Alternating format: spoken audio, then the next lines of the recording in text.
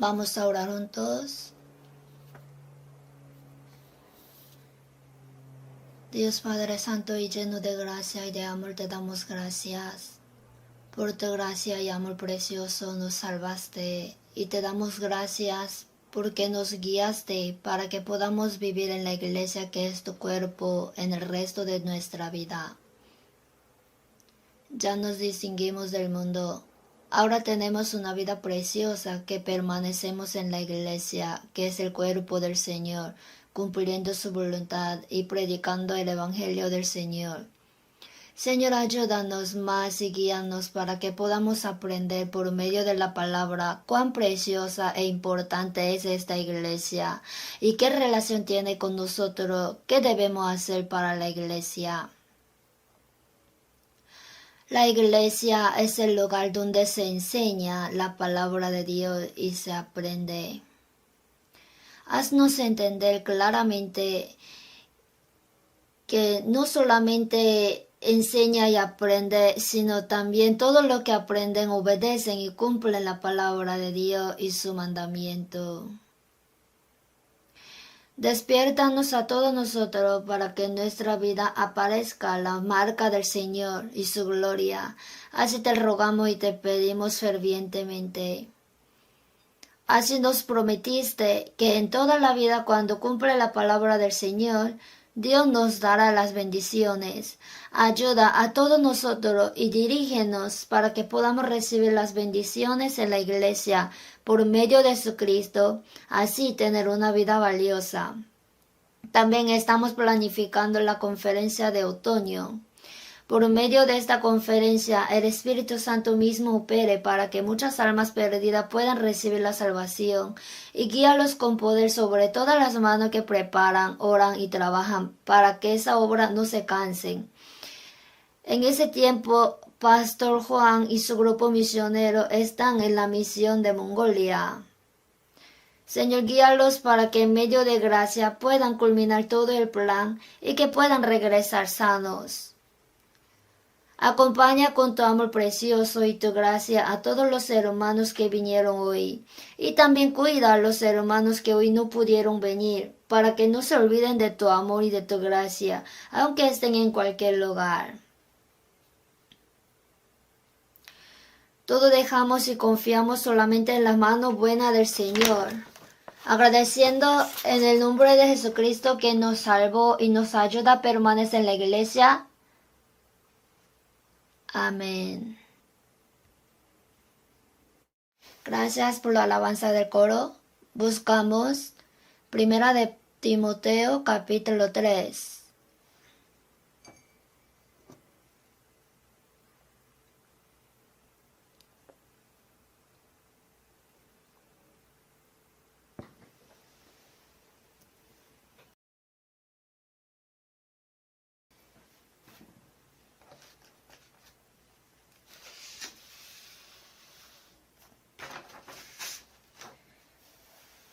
Primera de Timoteo capítulo 3, versículo 14 al 16. Si han buscado 3 versículos, leamos juntos. Esto te escribo, aunque tengo la esperanza de ir pronto a verte, para que si tardo sepas cómo debes conducirte en la casa de Dios, que es la iglesia del Dios viviente, columna y baluarte de la verdad. E indiscutiblemente grande es el misterio de la piedad. Dios fue manifestado en carne, justificado en el Espíritu, visto de los ángeles, predicado a los gentiles, creído en el mundo, recibido arriba en gloria.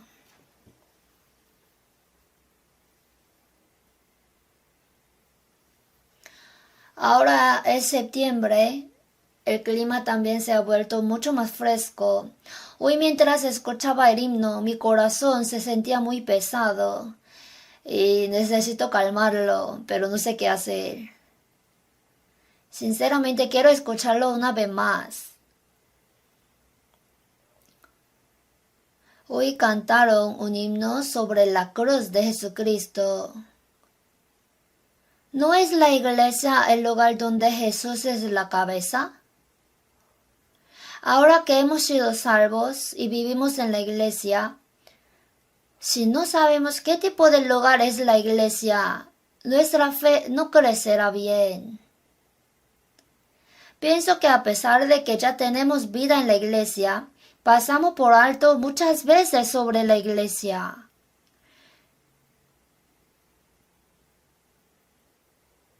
Cuando encontramos las dificultades en la vida o cosas que no podemos hacer por nuestra fuerza, a veces recibimos ayuda de la iglesia.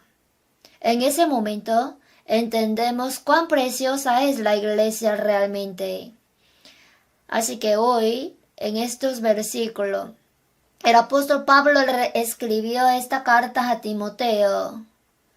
Esto te escribo, aunque tengo la esperanza de ir pronto a verte, para que si tardo, sepas cómo debes conducirte en la casa de Dios, que es la iglesia del Dios viviente.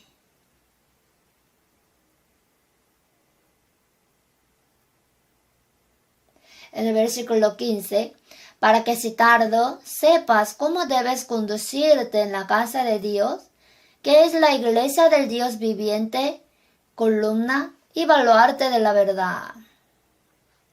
El tema del sermón de hoy es cómo debe conducirse en la casa de Dios.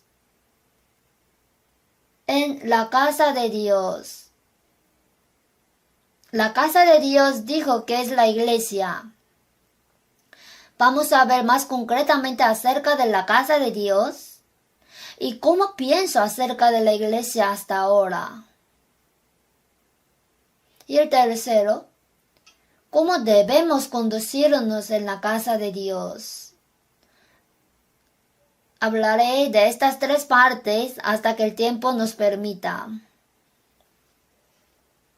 Si miramos otra vez el versículo 15, para que si tardo sepas cómo debes conducirte en la casa de Dios, que es la iglesia del Dios viviente, columna y baluarte de la verdad.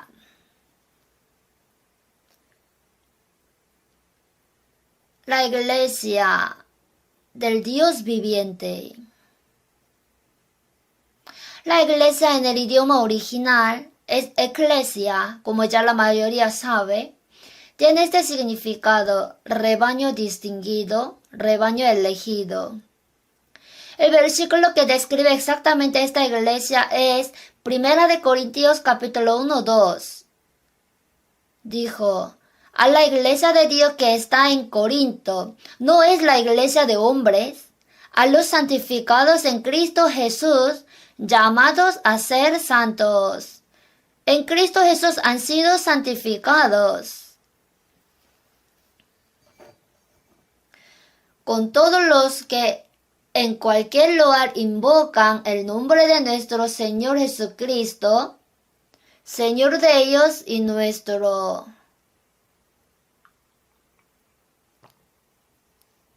Así expresó. Entonces esta palabra dice que el significado de la iglesia es que una persona no puede ser la iglesia. A los santificados en Cristo Jesús, llamados a ser santos.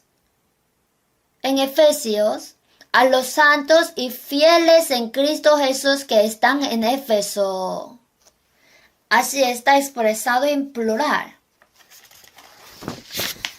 Jesús dijo en Mateo 18, porque donde están 2 o 3 congregados en mi nombre, allí estoy yo en medio de ellos. Esto es la iglesia. Una persona no es la iglesia. El lugar donde 2 o 3 personas invocan el nombre del Señor y están con el Señor se llama iglesia. Y el que es cabeza de la iglesia dijo que yo también estaré en medio de ellos. Jesús es la cabeza de la iglesia. Cuando Jesús estaba en esta tierra, antes de morir y resucitar, Él dijo en San Mateo 8:20, las zorras tienen guaridas y las aves del cielo nidos, mas el Hijo del Hombre no tiene dónde recostar su cabeza. La cabeza tiene que estar recostada en el cuerpo. Sin embargo, cuando Jesús estaba en el mundo vivo, el cuerpo de Jesús aún no se había formado. Entonces, después de que Jesús murió en la cruz y resucitó, el lugar donde se reúnen las personas que creen en la muerte y la resurrección de Jesús se llama la iglesia. Y la cabeza de la iglesia es Jesús. Ahora sabemos bien estas cosas. La iglesia así no puede ser creada ni formada por hombres, porque esta iglesia dice en la Biblia: ¿cuándo predestinó Dios a Cristo? En Hechos 3:20, y Él envió a Jesucristo, que os fue antes anunciado. Quien predestinó desde la creación del mundo envió a Cristo. Y Cristo es la cabeza de la iglesia, ¿verdad? Por lo tanto, podemos ver que la iglesia también fue predestinada antes de la creación. Según nos escogió en Él antes de la fundación del mundo, dijo en Efesios. Está hablando que la persona que fueron salvas en Cristo es la iglesia. La iglesia tal no puede ser construida por hombres. ¿Por qué? Porque desde antes de la creación del mundo, la iglesia existía en la voluntad y el plan de Dios. Entonces está muy mal si una persona dice que la iglesia es de alguien. La gente no puede crear ni formar una iglesia. La iglesia está formada únicamente por Dios Jesucristo. El apóstol Pedro respondió a Jesús así: tú eres el Cristo, el Hijo del Dios viviente. Cuando confesó así su fe, Jesús: sobre esta roca edificaré mi iglesia. ¿Quién fundó la iglesia? Jesús.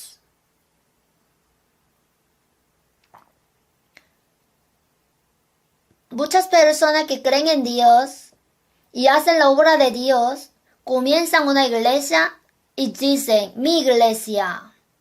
Es una expresión incorrecta. No es su iglesia, sino es la iglesia de Dios. Jesucristo fundó la iglesia. Entonces podemos ver claramente que la iglesia no está formada por personas, sino solo por Jesús. Ahora, esta iglesia tiene una forma, una estructura. Cuando miramos los edificios, tienen varias estructuras, ¿verdad? Esta iglesia también tiene una estructura. Cuando yo hablo así, mucha gente piensa en el edificio de la iglesia. No les dije que la iglesia no es un edificio, sino un rebaño distinguido y elegido del mundo. El edificio de la iglesia se refiere a la casa donde se reúne la iglesia. La estructura de la iglesia puede poseer muchas formas diferentes. La estructura del edificio de la iglesia puede ser buena o mala. Pero no solo el edificio de la iglesia tiene estructura, sino también que la iglesia tiene estructura. La estructura representativa de la iglesia son el cuerpo y la cabeza. Dijo, la iglesia es su cuerpo. Vamos a ver Efesios capítulo 1.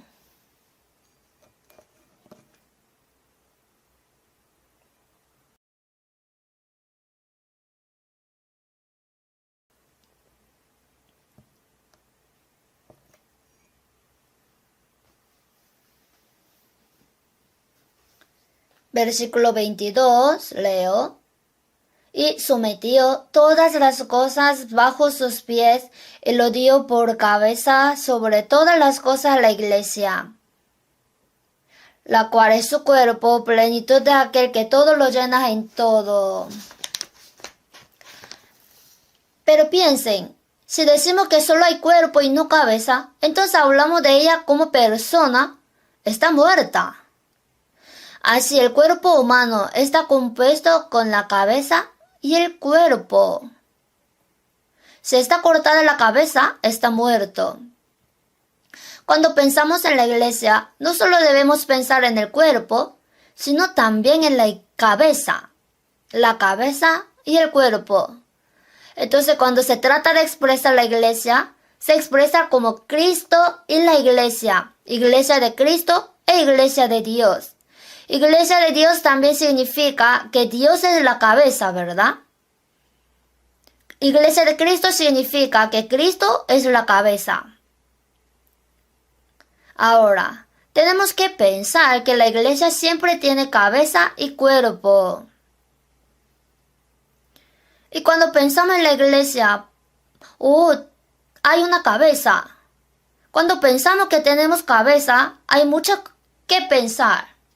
Lo que hace la cabeza es mover el cuerpo y hacerlo crecer. Nuestros cuerpos no crecen por sí solos, ¿verdad? Busquemos Colosenses.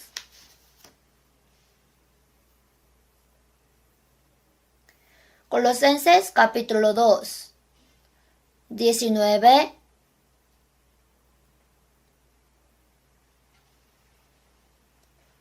Leamos junto. Y no haciéndose de la cabeza, en virtud de quien todo el cuerpo, nutriéndose y uniéndose por las coyunturas y ligamentos, crece con el crecimiento que da Dios. Al mirar nuestro cuerpo humano, verán que el cuerpo no crece por sí solo, sino que la cabeza envía hormonas de crecimiento al cuerpo. Asimismo, el crecimiento de la iglesia. La iglesia puede crecer solo cuando la cabeza hace crecer. Si vemos el crecimiento de nuestra iglesia, podemos saberlo. Si miramos la historia de nuestra iglesia, ¿no es cierto que ya han pasado más de 40 años? La apariencia de nuestra iglesia al principio y la apariencia de nuestra iglesia hoy son muy diferentes. Quien dirige a esta iglesia tan preciosa es Jesús. Él hizo crecer. Entonces, cuando vivimos en la iglesia, siempre debemos pensar que tenemos cabeza. Sin embargo, mientras vivimos nuestra vida de fe y de iglesia, no pensamos mucho en la cabeza. Quizás si pensáramos, hay veces que pensamos la cabeza y el cuerpo separado y Jesucristo y la iglesia separados. Entonces, ¿cuál es la voluntad de la cabeza? ¿Cuál es la voluntad de Dios? ¿Cómo se transmite la voluntad de la cabeza a la iglesia? ¿Y cómo debo cumplir la voluntad de la cabeza en la iglesia? A veces no pensamos en estos problemas, sino hacemos la vida de cristiana simplemente. Así que pensando en la estructura de la iglesia, debemos considerar que sobre la iglesia siempre está la cabeza. El Señor habló del matrimonio. Si vemos después de Efesios capítulo 5, 17, someteos unos a otros en el temor de Dios.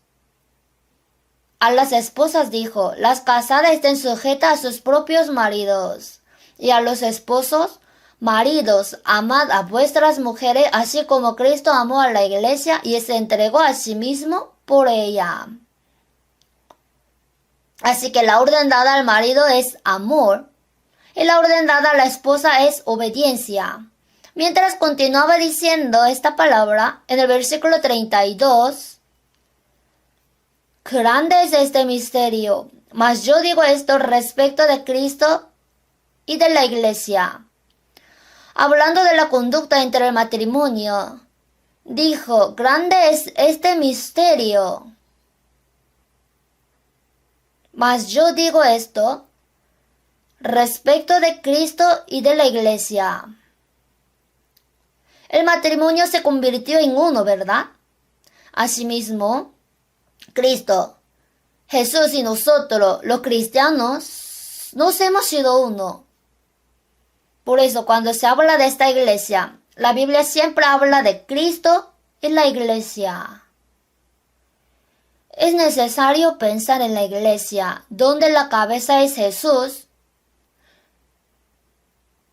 ¿Y cómo será la posición de la iglesia? ¿Recuerdan que la iglesia tiene su posición?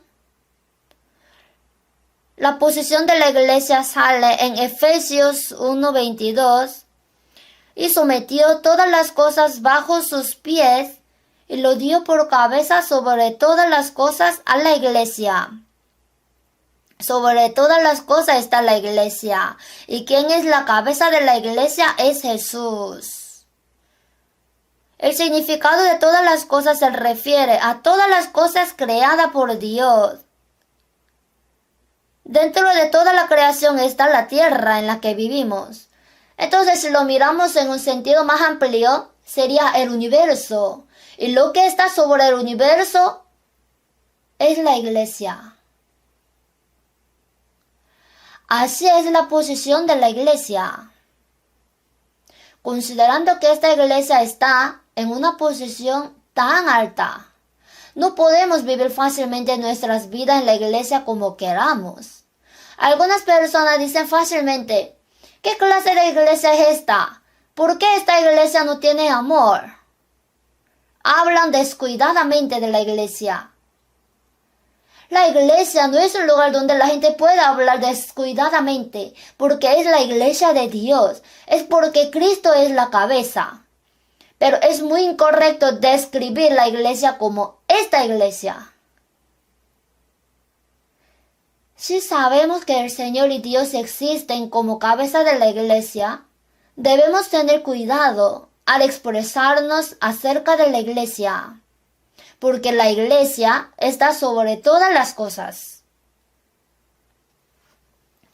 Ahora, la Biblia sigue hablando de la iglesia en Efesios y en Colosenses, diciendo acerca de la iglesia y de Cristo, que es un misterio. Dios tiene misterio al leer la Biblia, el misterio de Dios, el misterio de la piedad y el misterio de la fe. Estos misterios de la piedad y de la fe, hoy vimos estas expresiones en 1 de Timoteo 2. El misterio de la piedad, el misterio de la fe y el misterio de Cristo. Todo indica a Cristo. Cuando se menciona un secreto en la Biblia, hay casos de que se refiere a algo que está escondido para que otro no lo sepa, pero en la mayoría de los casos no son así. El misterio de Dios. Vamos a ver Colosenses capítulo 2.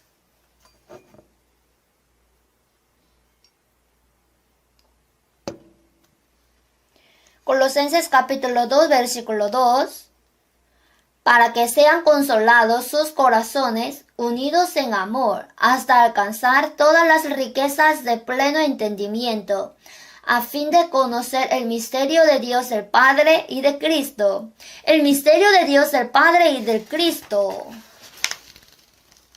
Cristo es el misterio, pero ¿puede comprender fácilmente que Cristo es un misterio?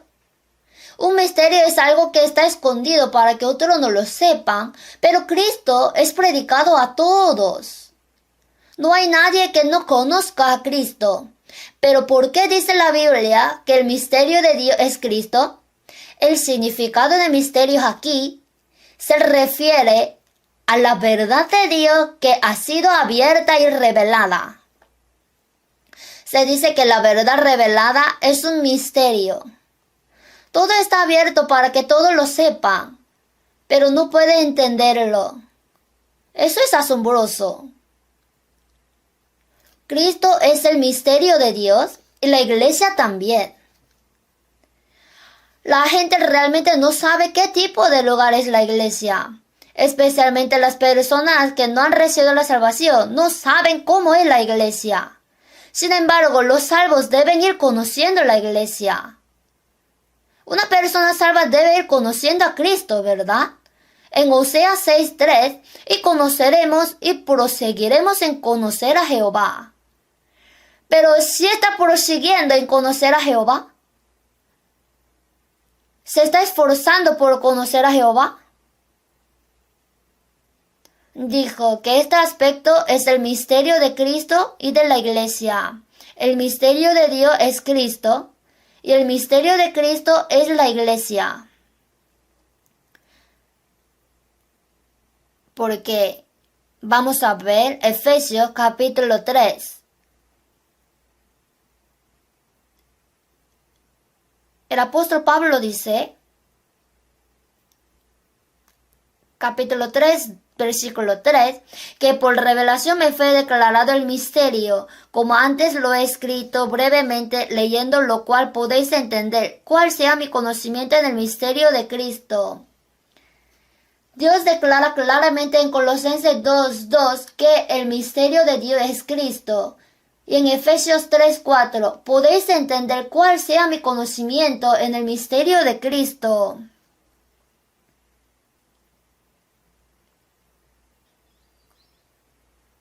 ¿Leyendo cuál? Leyendo Efesios capítulo 1 y 2.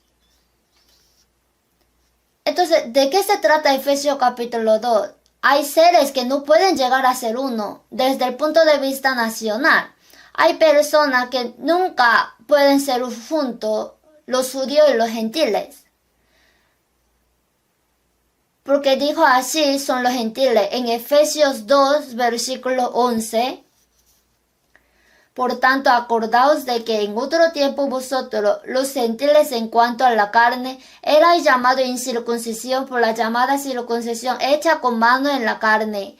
En aquel tiempo estabais sin Cristo, alejados de la ciudadanía de Israel y ajeno a los pactos de la promesa, sin esperanza y sin Dios en el mundo. Pero ahora en Cristo Jesús, por medio de Jesucristo, vosotros que en otro tiempo estabais lejos, habéis sido hechos cercanos por la sangre de Cristo. Está diciendo que este es el misterio de Cristo. El misterio de Cristo es que dos no pueden ser uno y se han vuelto uno. Es la unión. Hermanos, mirémonos ahora. ¿Podría mirar la cara de su izquierda y de su derecha? Hay hermanos sentados con su familia, pero también hay personas que se ven por primera vez. Pero ahora estamos respirando juntos en este mismo espacio. ¿Por qué? Es por Cristo. No es que estemos en un solo lugar porque tengamos lo mismo Padre, la misma sangre o el mismo Maestro. Solo hay una razón por la que somos uno, Jesucristo. El misterio de Cristo, el que hizo ser uno a los dos diferentes. Los gentiles y los judíos nunca pudieron llegar a ser uno, pero sorprendentemente llegaron a ser uno a través de Jesucristo. Asimismo, Dios y los pecadores nunca podían ser uno, pero se convirtieron en uno. La cabeza y el cuerpo son en realidad aspectos distintos. La cabeza y el cuerpo se volvieron uno para formar una sola carne. La Biblia revela los misterios de Dios, de Cristo y así de todos. Pero hay muy pocas personas que realmente lo comprenden. Entre la gente del mundo y entre los cristianos salvos, no hay mucha gente que viva para conocer el misterio de Dios, de Cristo o el misterio de Cristo.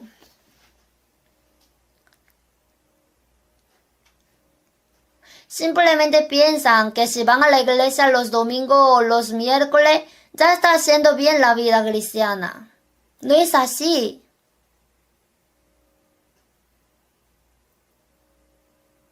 La iglesia fue edificada por Dios y Dios puso la iglesia por encima de todas las cosas. Y Dios abrió el misterio de Cristo, que es la iglesia, para que todos puedan conocer. Pero la gente no se da cuenta. La única clave para entender el misterio de Dios es la humildad.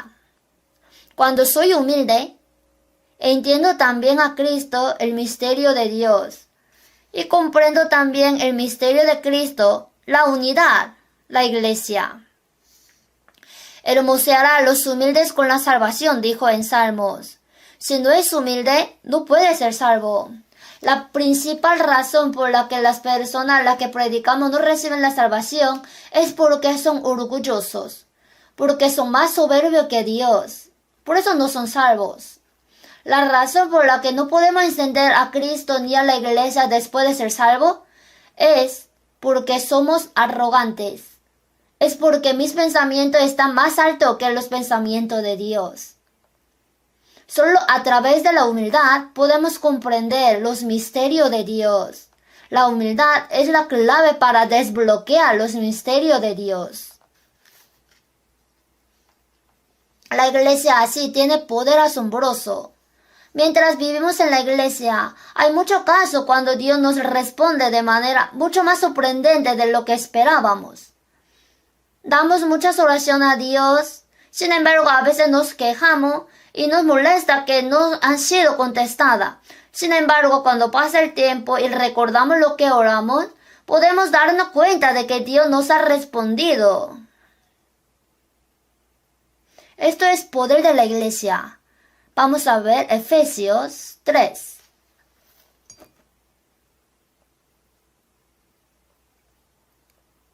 Efesios capítulo 3, 18. Leo. Seáis plenamente capaces de comprender con todos los santos cuál sea la anchura, la longitud, la profundidad y la altura, y de conocer el amor de Cristo que excede a todo conocimiento, para que seáis llenos de toda la plenitud de Dios.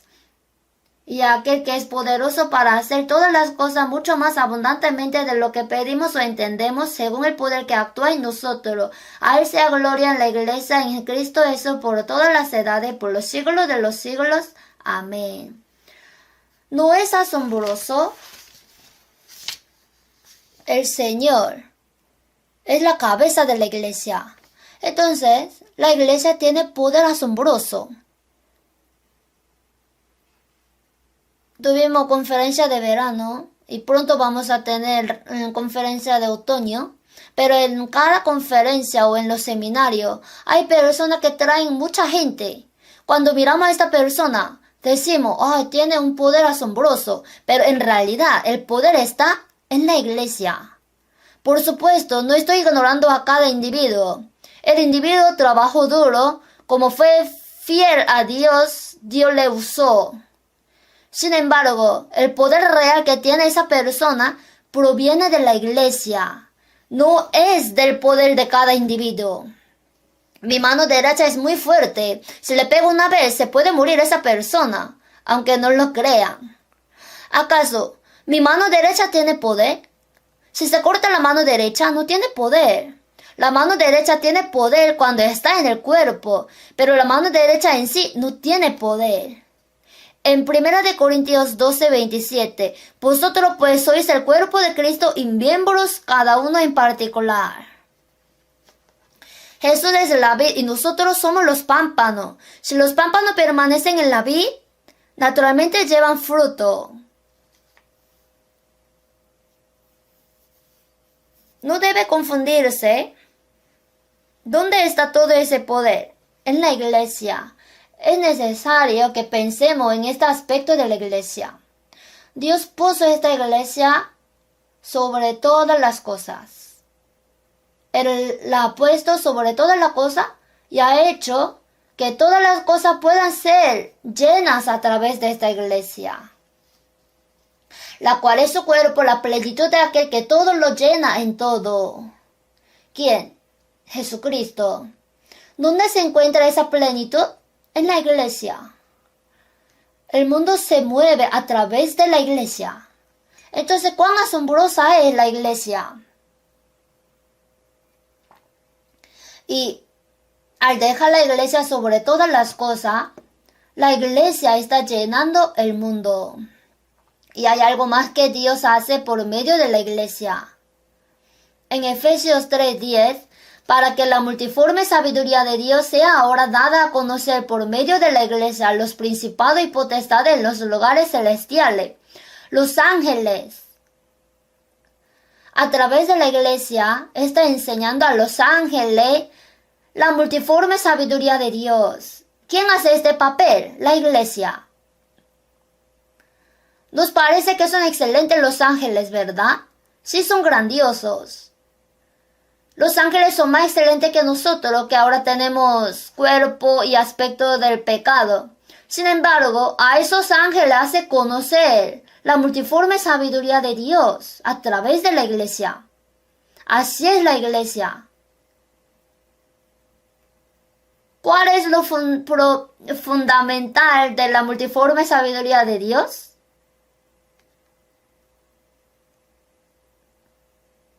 Dice que Dios es Dios de sabiduría, del conocimiento. Por eso Dios dice que tiene bastante sabiduría y varios conocimientos.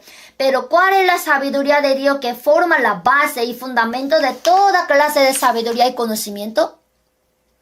Es amor. En 1 Corintios 13, si yo hablase lenguas humanas y angélicas y no tengo amor,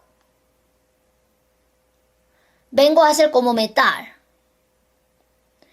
Y si tuviese profecía y entendiese todos los misterios y toda ciencia, y si tuviese toda fe de tal manera que trasladase los montes y no tengo amor, nada soy. Y si repartiese todos mis bienes para dar de comer a los pobres y no tengo amor, de nada me sirve. Por medio de la iglesia, Dios está haciendo que los ángeles conozcan la multiforme sabiduría de Dios. Es sorprendente.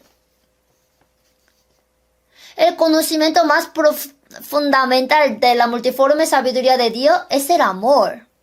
Porque de tal manera amó Dios al mundo que ha dado a su Hijo unigénito, cosas en las cuales anhelan mirar los ángeles, dijo. En 1 de Pedro 1, vamos a ver.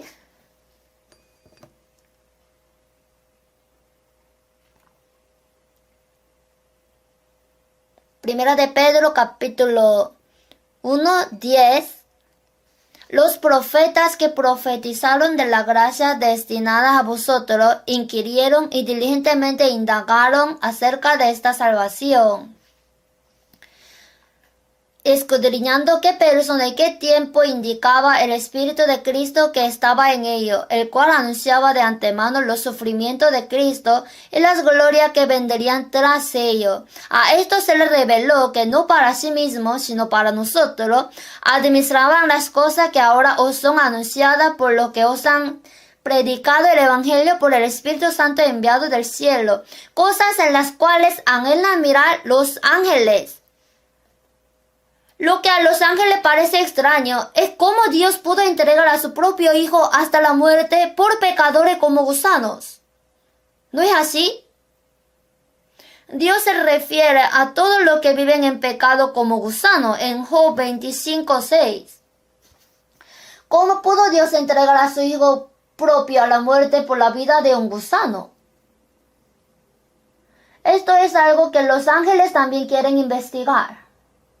A través de la iglesia, Dios está haciendo conocer a los ángeles la multiforme sabiduría de Dios.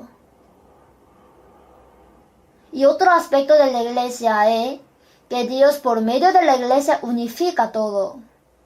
Este mundo fue creado originalmente como uno por Dios. Sin embargo, cuando los hombres pecaron, este mundo empezó a dividirse. Cuando pecó, Dios y el hombre se separaron.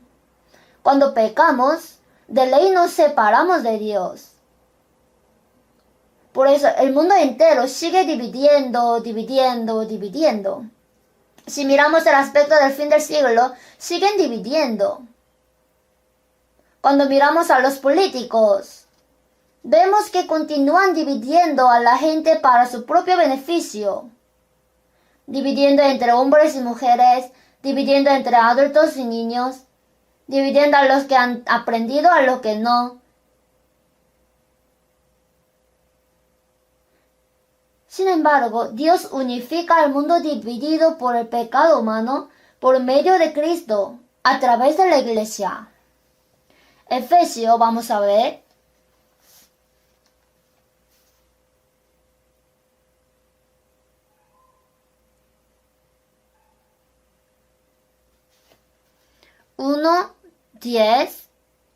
Efesios 1:10, leamos juntos, de reunir todas las cosas en Cristo, en la dispensación del cumplimiento de los tiempos, así las que están en los cielos como las que están en la tierra.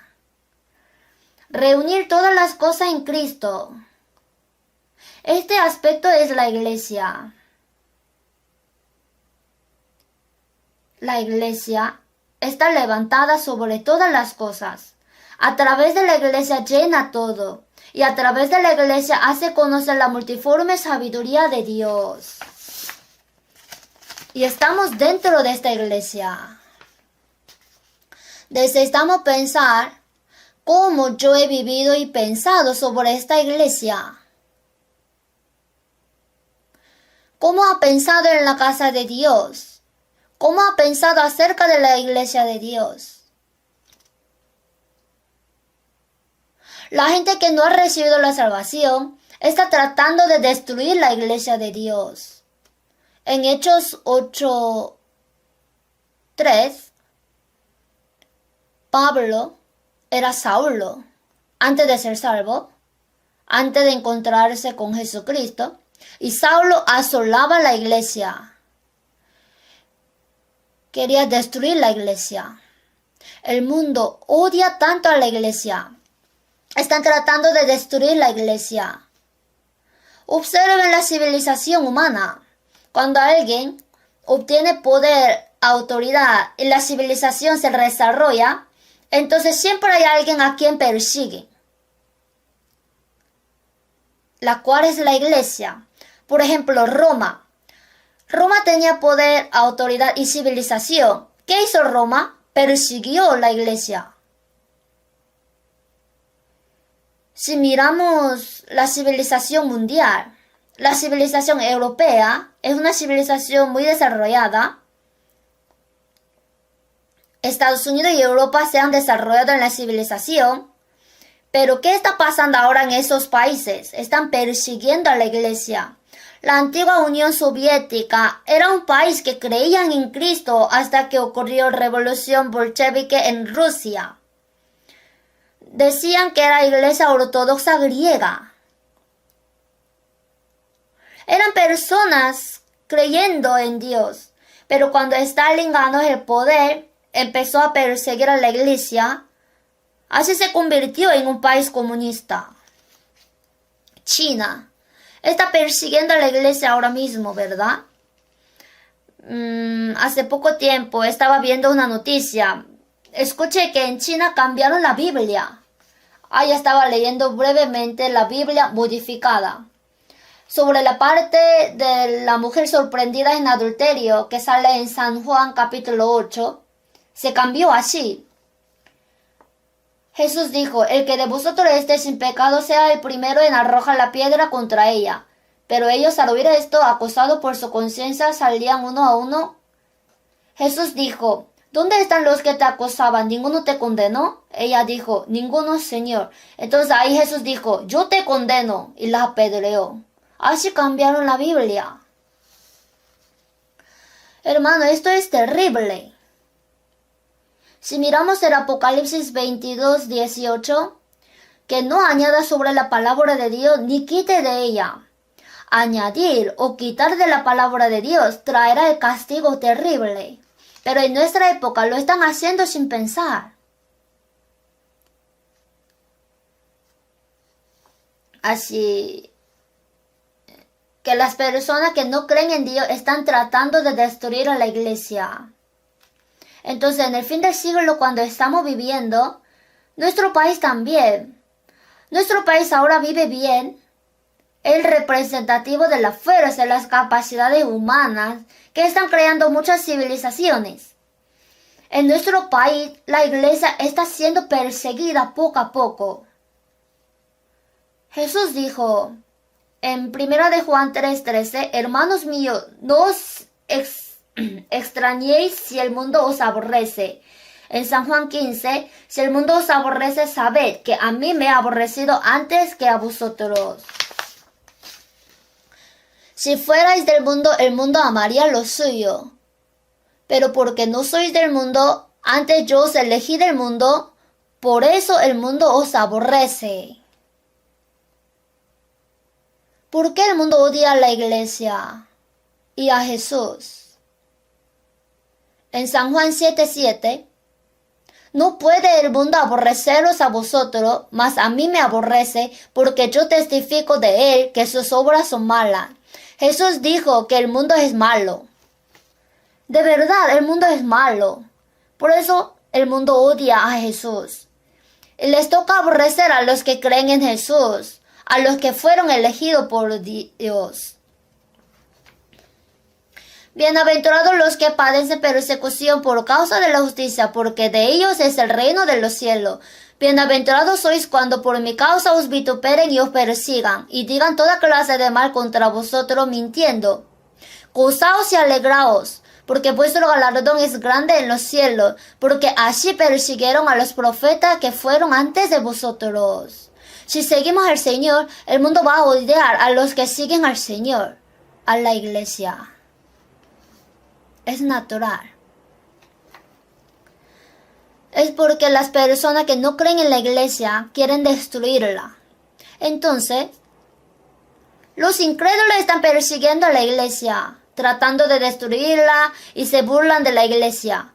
Y los cristianos que fueron salvos, ¿cómo tratan a la iglesia?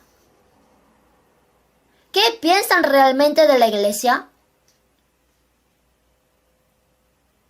Sorprendentemente, para tomar prestada una expresión de la Biblia, menospreciamos a la iglesia. ¿Cree que es una exageración? En 1 Corintios, capítulo 11,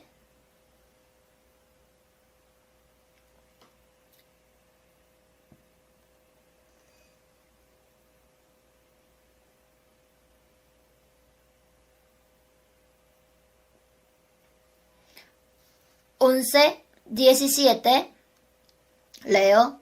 Pero al anunciaros esto que sigue, no os alabo, porque no os congregáis para lo mejor, sino para lo peor.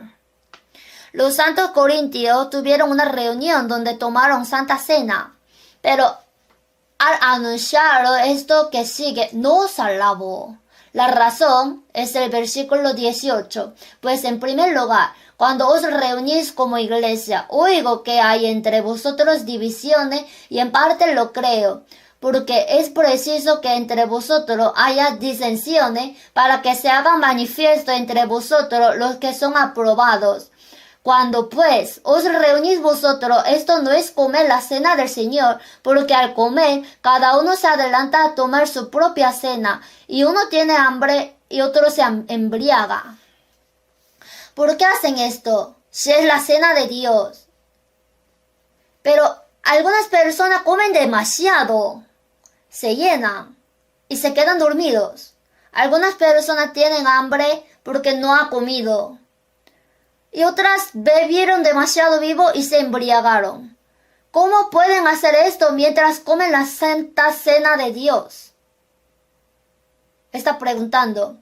La razón por la que pueden hacer esto es porque menospreciaron a la iglesia. El versículo 22 leo. Pues ¿qué? ¿No tenéis casas en que comáis y bebáis? ¿O menospreciáis la iglesia de Dios y avergonzáis a los que no tienen nada? ¿Qué os diré? ¿Os alabaré? En esto no os alabo. Si trata a la iglesia de Dios difícil, ¿cómo puede hacerlo? Si piensa en la iglesia de Dios difícilmente, ¿cómo puede juzgar a sus hermanos y hermanas descuidadamente? Y si considera a la iglesia difícilmente, ¿cómo no puede perdonar a los hermanos y continuar odiándolos?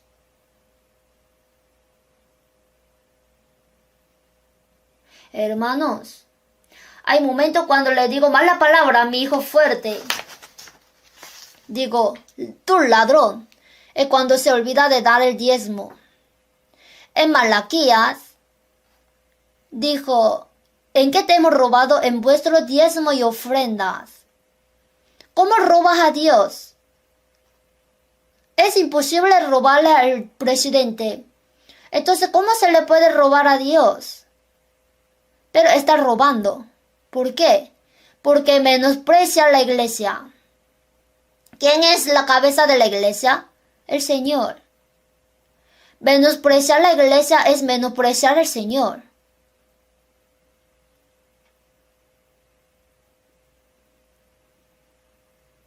Al tener nuestra vida en la iglesia, como estos santos corintios, juzgamos aunque nos dice que no juzguemos, peleamos aunque nos dice que no peleamos, calumniamos aunque nos dice que no calumniemos, Y nos ponemos celosos, aunque nos dice que no estemos celosos. Es porque estamos menospreciando la iglesia. Es porque está pensando ligeramente en la iglesia. Menospreciar la iglesia es menospreciar el cuerpo y menospreciar la cabeza. ¿Quién es la cabeza? Es Jesús. Jesús es el quien murió en la cruz por mí. Y piensa en él con desprecio. ¿Cómo puede pasar esto?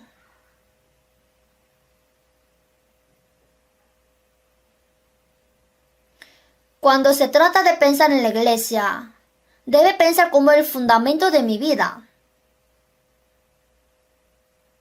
Dios ha puesto a los cristianos salvos en la iglesia. No nos dejó solos en el mundo, nos dejó en la iglesia. Para los incrédulos del mundo, la iglesia es un objeto de destrucción y persecución. Y aquellos que todavía carecen de fe y no saben qué es la iglesia pueden menospreciarla. Pero, ¿qué deberíamos pensar nosotros, los cristianos normales de la iglesia? Tenemos que pensar como mi vida es como fundamento de mi vida. Donde comienza la vida cristiana es la iglesia. Si vemos Salmos 8, 3, 4, cuando veo tu cielo, obra de tus dedos, la luna y las estrellas que tú formaste, digo, ¿qué es el hombre para que tengas de él memoria? ¿Y el hijo del hombre para que lo visites?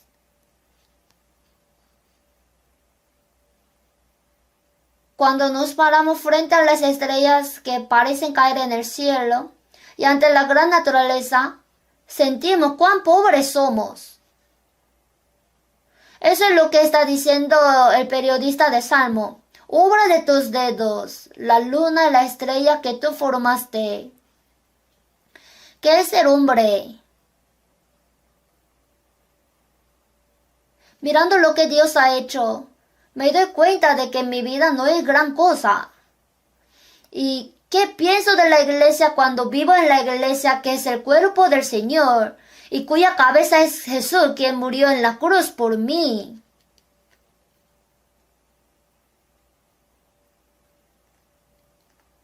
Por lo menos una vez deberíamos pensar. ¿Qué pienso de la iglesia? ¿Y cómo he vivido hasta ahora? Si cree la vida de iglesia es demasiado fácil, demasiado liviana, y que simplemente va a la iglesia los domingos, los miércoles, y ve a las reuniones siempre cuando hay reuniones, ¿no estaría pensando demasiado fácilmente en la vida de la iglesia? La iglesia tiene a Jesús por cabeza. Como les dije al principio, no se olvide de que tenemos cabeza. El Señor está en la iglesia. El Señor es la cabeza. ¿Cómo debo vivir y pensar en esta iglesia?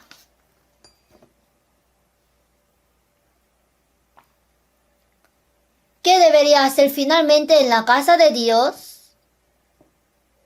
¿Cómo debo comportarme en la casa de Dios? ¿Qué tipo de vida deberíamos tener? ¿Qué tipo de actitud y qué tipo de pensamiento? Lo primero que debemos hacer en la casa de Dios es recordar que tenemos cabeza y vivimos según su voluntad. Si cree que no tiene cabeza, vivirá como quiera. En YouTube, después del sermón que busquen, hay gallos sin cabeza. Un hombre que criaba el gallo, para matarlo le cortó su cabeza. Pero el diencéfalo de la cabeza permaneció. El diencéfalo es el cerebro que controla la vida. Debido a que el cerebro está vivo, este gallo no muere sino que camina sin cabeza. Pero como anda sin cabeza, ¿qué pasa? Está caminando por todo lado, en todas direcciones atropelladamente. No puede ver porque no tiene cabeza. Si pensamos que no tenemos cabeza, viviremos así.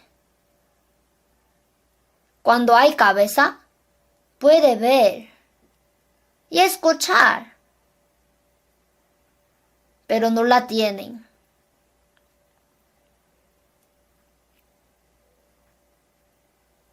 La palabra de Jueces, capítulo 19, 20, 21, 22, quiere decir que el levita que estaba ofreciendo un sacrificio a Dios tomó una concubina.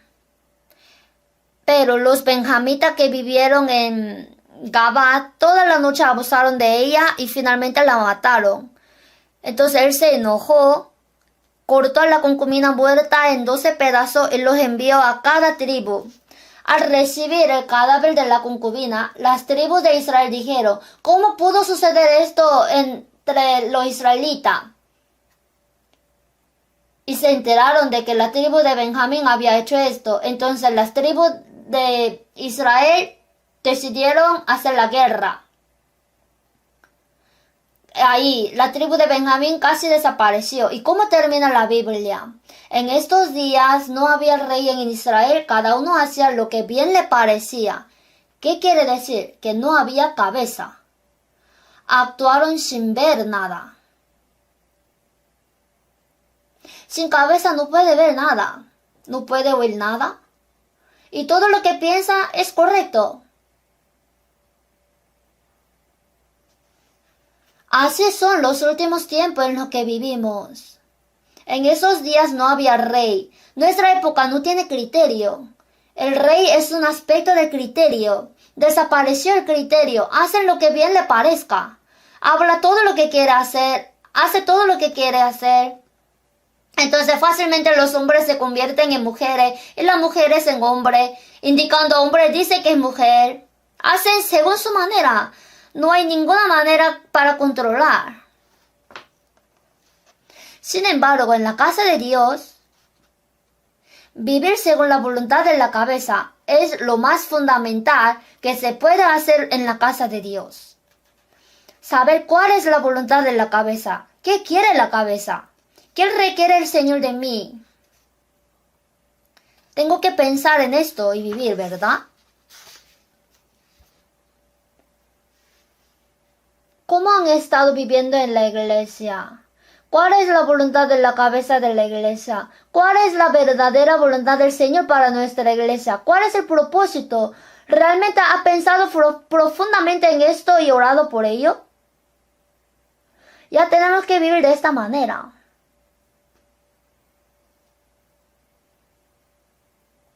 La Biblia nos dice esto. Isaías 55.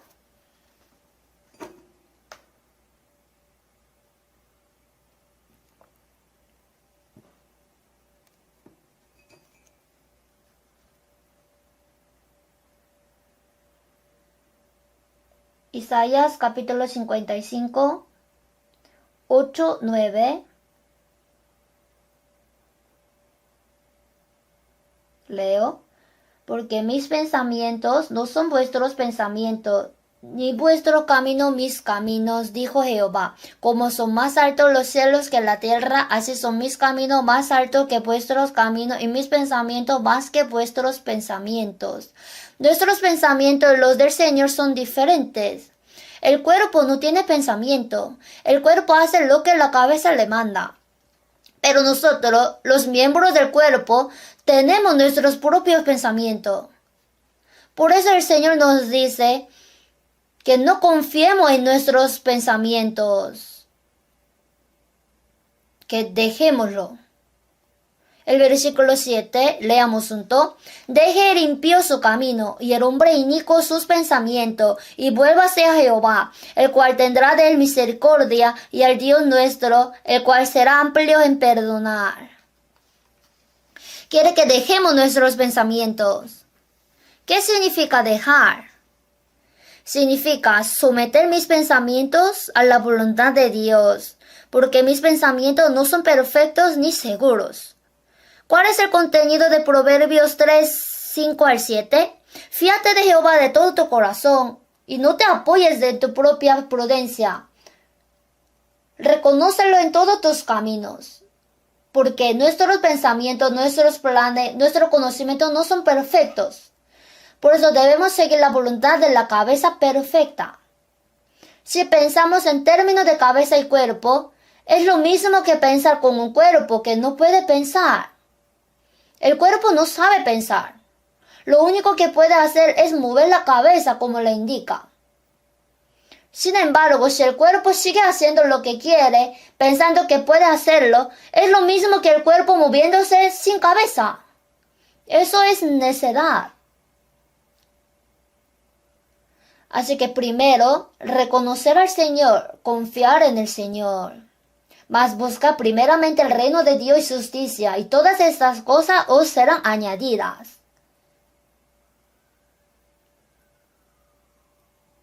Segundo, cómo comportarse en la casa de Dios.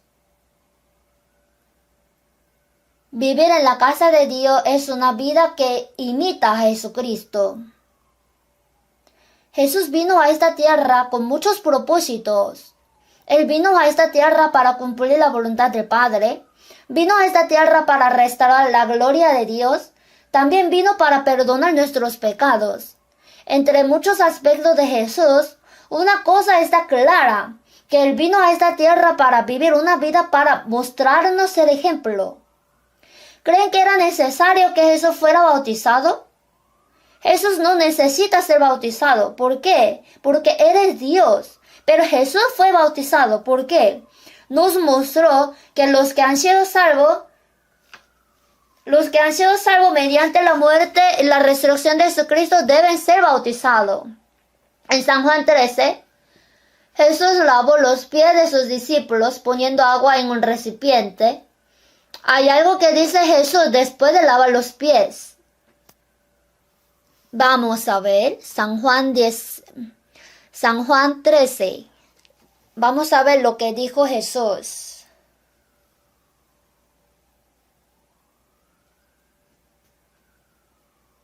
San Juan 13, 12. Leo.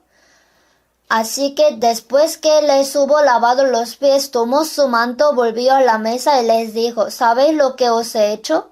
Vosotros me llamáis maestro y señor, decís bien porque lo soy. Pues si soy el señor y el maestro, he lavado vuestros pies, vosotros también debéis lavaros los pies los unos a los otros. El 15 leamos junto.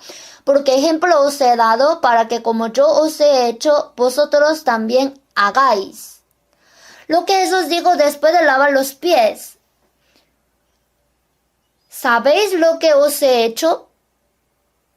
Porque ejemplo os he dado. Para que como yo os he hecho, vosotros también hagáis. Entonces, la vida de la iglesia es vivir como hizo Jesús. Eso es exactamente lo que la iglesia debe hacer. Yo actúo como hizo Jesús.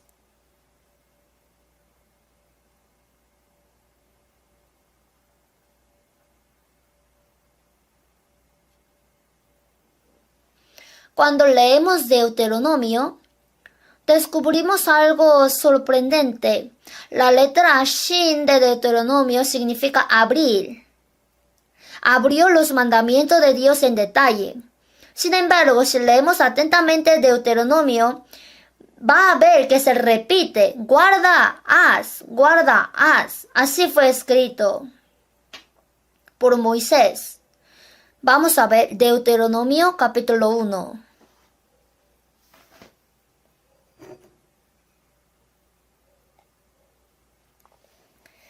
Capítulo 1, versículo 3.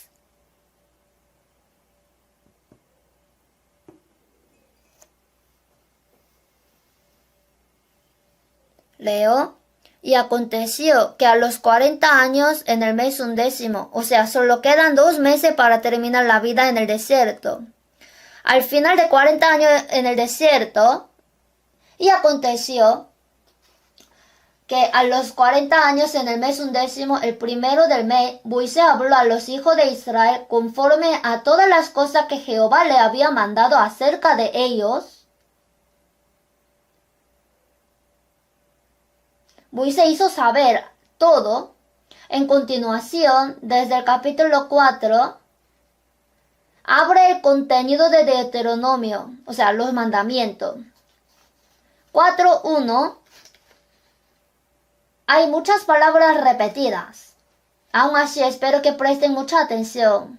Deuteronomio 4:1. Ahora pues, oh Israel, oye los estatutos y decretos que yo os enseño, para que los ejecutéis y viváis, y entréis y poseáis la tierra que Jehová, el Dios de vuestros padres, os da. Oye para que los ejecutéis. No solo dijo oye, sino que dijo que oye y ejecutéis. Deuteronomio 4:6. Guardadlos pues y ponedlos por obra, porque esta es vuestra sabiduría y vuestra inteligencia ante los ojos de los pueblos. Sigue repitiendo, guardarlo, ponerlo por obra. Capítulo 5, versículo 1. Me gustaría que leyera Deuteronomio centrándose en guardar y hacer.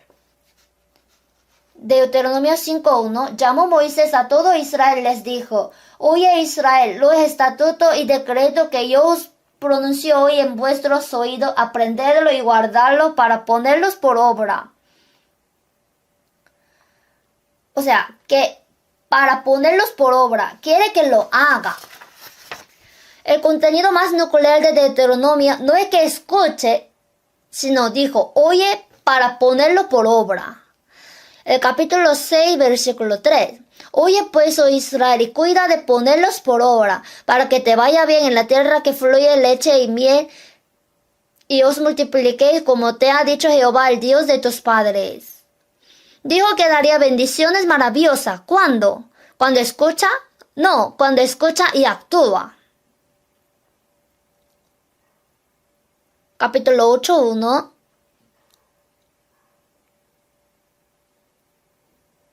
Cuidaréis de poner por obra todo mandamiento que yo os ordeno hoy, para que viváis y seáis multiplicados, y entréis y poseáis la tierra que Jehová prometió con juramento a vuestros padres. Cuidaréis de por obra. Sorprendentemente existen muchas palabras similares. El versículo que conocemos bien, Deuteronomio 17:19, lo tendrá consigo y leerá en él todos los días de su vida, para que aprenda a temer a Jehová su Dios, para guardar todas las palabras de esta ley y estos estatutos, para ponerlos por obra. El contenido de Deuteronomio no es para que oiga, sino que lo haga. Miremos Deuteronomio capítulo 28.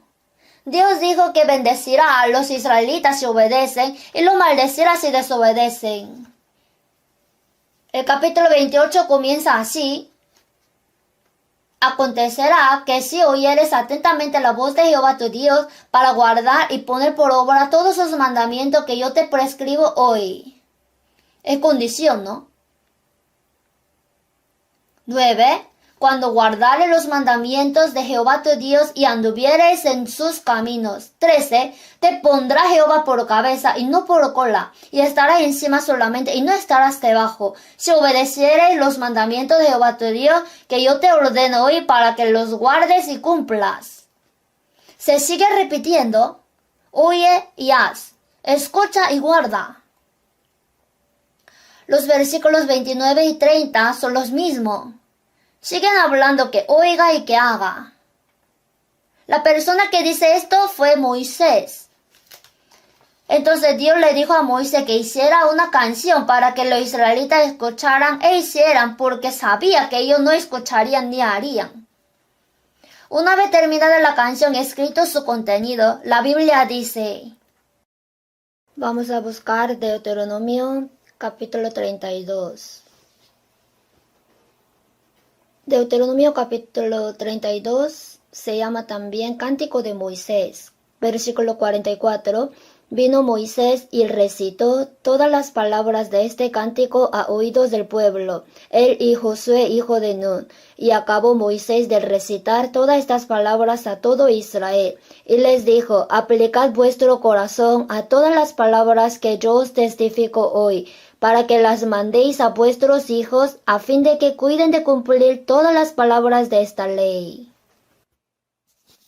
El núcleo de Deuteronomio es que observen y cumplan.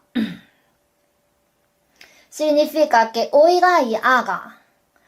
¿Cómo vivimos después de oír? Hemos terminado con escuchar. Hay que escuchar y actuar. Si escucháramos y actuáramos según la palabra de Dios, entre nosotros nadie juzgaría, pelearía. No habría celo.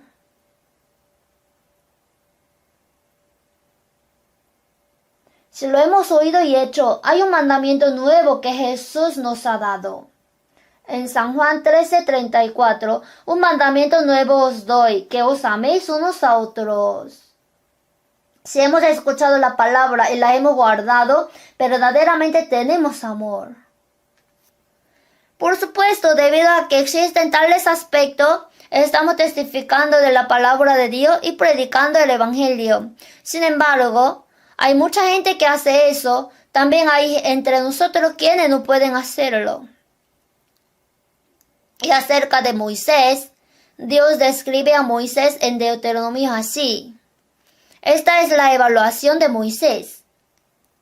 ¿No tiene curiosidad de su evaluación? Pensemos en cómo Dios evaluará mi aspecto final.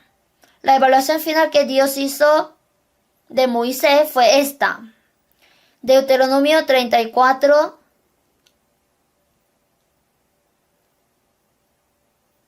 12. Y en el gran poder y en los hechos grandiosos y terribles que Moisés hizo a la vista de todo Israel. Dios evaluó a Moisés de esta manera. Moisés enseñó muchas veces la palabra de Dios. Sin embargo, la evaluación final de Moisés es que Moisés hizo a la vista de todo Israel. Ojalá pudiéramos ser evaluados de esta manera por Dios. ¿Cómo conducirse en la casa del Señor? ¿Qué debe hacer?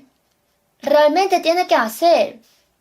En Filipenses 4:9, lo que aprendisteis y recibisteis y oísteis y visteis en mí, esto haced.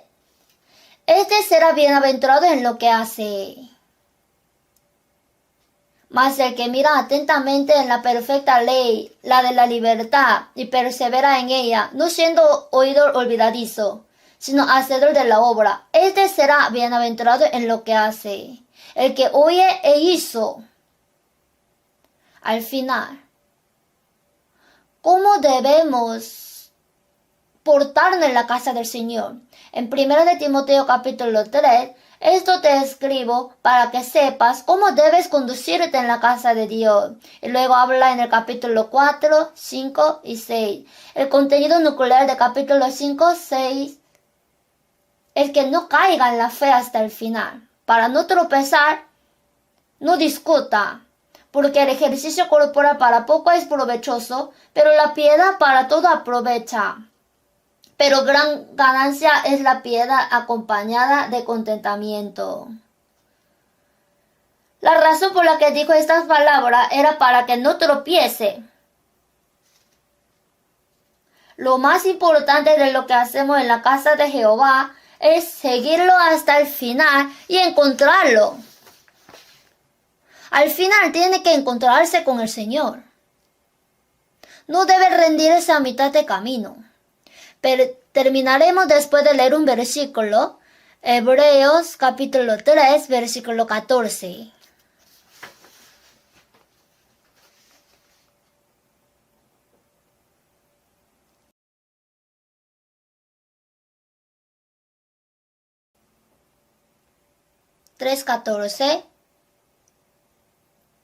Leamos junto.